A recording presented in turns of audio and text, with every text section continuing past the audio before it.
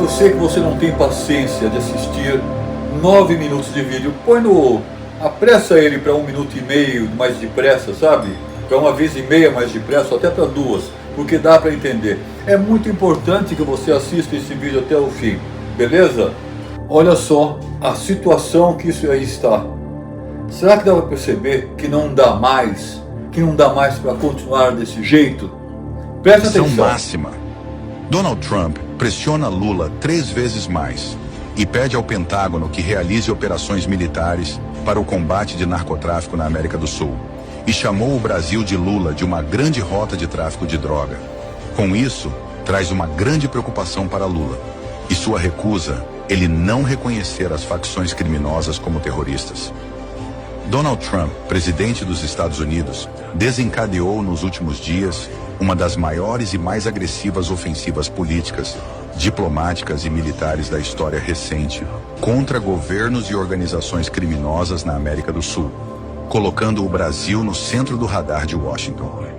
Em um movimento coordenado, a Casa Branca passou a integrar medidas de inteligência, sanções, acordos internacionais e preparação para ações militares diretas, tendo como objetivo declarado o desmantelamento das redes transnacionais de narcotráfico e a neutralização de regimes e autoridades considerados cúmplices ou omissos diante dessas atividades.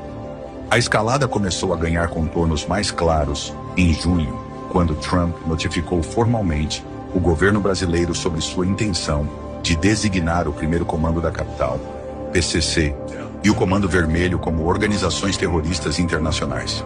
A decisão foi baseada em relatórios de inteligência que detalham o papel dessas facções no controle de rotas de tráfico de cocaína, armas e lavagem de dinheiro que atravessam fronteiras, envolvendo desde países andinos até portos africanos e europeus. Lula rejeitou de imediato a proposta, alegando que se tratava de uma questão interna de segurança pública. Essa recusa foi interpretada pela Casa Branca como um sinal de resistência política e, possivelmente, como tolerância estratégica a essas facções. Pouco tempo depois, Trump ordenou que agências de inteligência e órgãos de segurança norte-americanos intensificassem a coleta de dados e monitoramento sobre o Brasil, incluindo figuras políticas, empresários e operadores financeiros ligados, direta ou indiretamente, a esquemas de narcotráfico. O ponto de maior tensão surgiu na quarta-feira, 7 de agosto, quando Trump anunciou uma recompensa de $50 milhões por informações que levem à captura do presidente da Venezuela, Nicolás Maduro, acusado de chefiar um dos maiores cartéis de drogas do continente. O Departamento de Justiça dos Estados Unidos sustenta que Maduro utiliza o aparato estatal venezuelano para coordenar o envio de toneladas de cocaína para os Emirados, Europa e África, com rotas estratégicas passando pelo território brasileiro.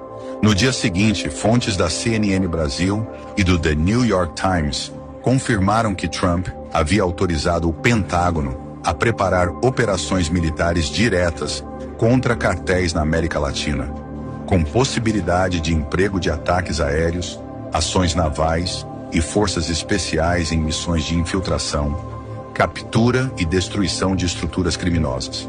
Essas operações, segundo assessores de defesa norte-americanos, poderão ocorrer não apenas em águas internacionais, mas também em áreas urbanas e rurais de países considerados rotas críticas do tráfico, incluindo o Brasil. Paralelamente, a Argentina assinou um acordo inédito de cooperação com os Estados Unidos para o combate direto ao PCC, que, segundo investigações argentinas e do DEA, Drug Enforcement Administration, já possui bases e redes de apoio no território argentino, especialmente nas províncias fronteiriças e em Buenos Aires. Esse pacto prevê a atuação conjunta de forças policiais e militares argentinas e norte-americanas para capturar lideranças, destruir laboratórios e interromper fluxos de drogas e dinheiro, configurando a primeira ação oficial de um país vizinho alinhado totalmente à estratégia antidrogas de Trump. Para analistas, esse movimento isola ainda mais o Brasil, já que um dos principais vizinhos optou por abrir espaço para operações militares dos Eusananishinwa contra uma facção brasileira. Dentro desse cenário, as tensões políticas entre Lula e Trump atingem um nível sem precedentes.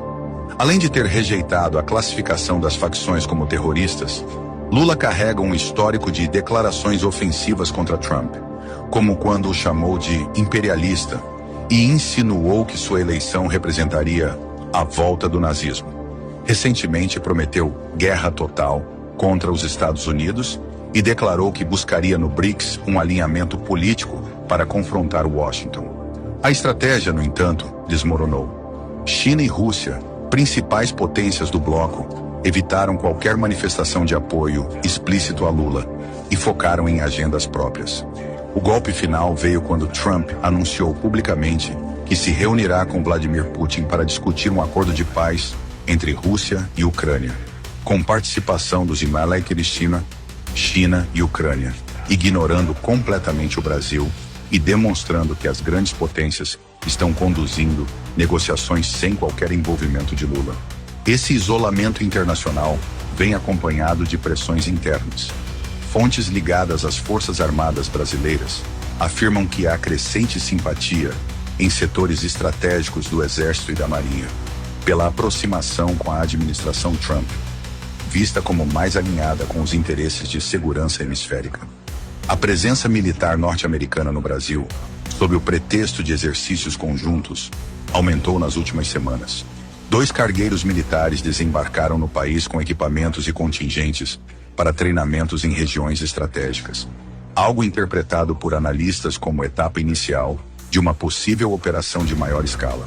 Essa movimentação reforça o temor de que o território brasileiro possa, num futuro próximo, ser palco de missões de captura de alvos de alto valor ligados ao narcotráfico, com repercussões políticas diretas. Enquanto isso, cresce nos bastidores de Washington a discussão sobre novas sanções contra autoridades brasileiras, com base na Lei Magnitsky, ferramenta legal que permite ao CNMA congelar bens, bloquear contas e proibir viagens de indivíduos acusados de corrupção ou violações de direitos humanos. Segundo o jornalista Glenn Greenwald, uma nova rodada de sanções, apelidada de Nova Magnitsky, poderá atingir 7 autoridades brasileiras, incluindo ministros do Supremo Tribunal Federal, deputados federais e senadores. Caso sejam confirmadas, essas medidas isolariam financeiramente essas figuras do sistema bancário internacional e aumentariam a pressão sobre Brasília. O temor no Planalto é que nomes de peso sejam revelados a qualquer momento, provocando crise política interna e fragilizando ainda mais o governo.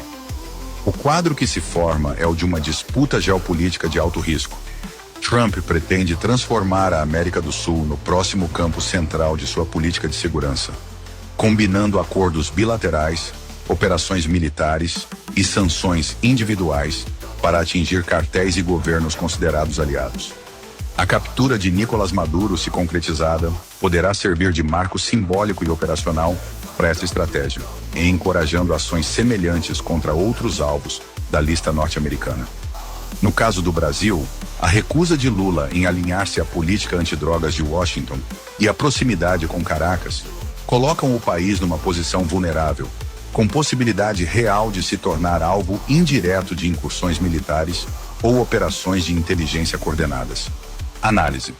O cenário atual é de máxima tensão e instabilidade. Donald Trump está colocando em prática um plano de longo alcance que não se limita a caçar líderes de cartéis, mas também busca redesenhar a geopolítica de segurança da América do Sul. A combinação de presença militar, alianças estratégicas com países vizinhos como a Argentina, uso da Lei Magnitsky contra autoridades estrangeiras e operações de alto risco indica que os próximos meses poderão redefinir o papel do Brasil na região, e não necessariamente de forma favorável para Lula.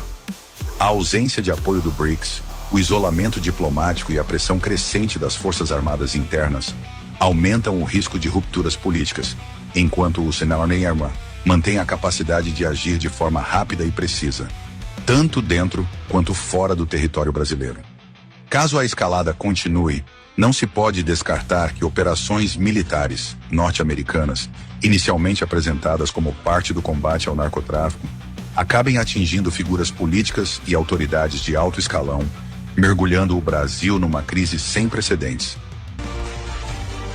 O amor incondicional de Lula por regimes totalitários, como o do Irã, já ultrapassou todos os limites da diplomacia e da moral. Enquanto brasileiros perdem suas liberdades e veem seus direitos sendo minados, Lula estende a mão e o tapete vermelho para os aiatolás que financiam o terror.